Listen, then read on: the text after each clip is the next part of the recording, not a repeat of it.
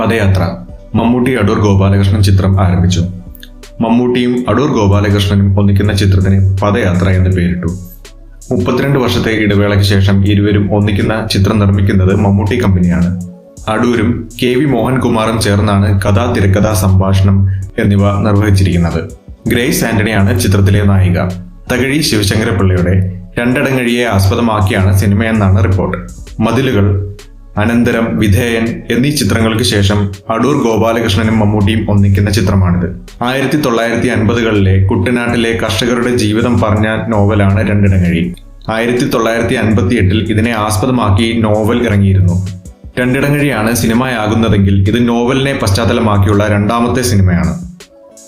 1994 ഇറങ്ങിയ വിധേയന് ശേഷം 31 വർഷങ്ങൾക്കിപ്പുറമാണ് മമ്മൂട്ടിയും അടൂർ ഗോപാലകൃഷ്ണനും ഒരുമിച്ച് സിനിമ ചെയ്യുന്നത്. വിധേയനിലെ ഭാസ്കര പട്ടേലരി എന്ന കഥാപാത്രത്തെ അവതരിപ്പിച്ചതിന് മമ്മൂട്ടിക്ക് ദേശീയ പുരസ്കാരം ലഭിച്ചിരുന്നു. മതിലുകളിലെ അഭിനയത്തിനായിരുന്നു മമ്മൂട്ടിക്ക് ആദ്യ ദേശീയ അവാർഡും അടൂർ ഗോപാലകൃഷ്ണനെയും മികച്ച സംവിധായകനുള്ള അവാർഡും ലഭിച്ചത്. 2016 പുറത്തിറങ്ങിയ പിന്നെയും ആണ് അടൂരിന്റെ സംവിധാനത്തിൽ പുറത്തിറങ്ങിയ അവസാനത്തെ സിനിമ.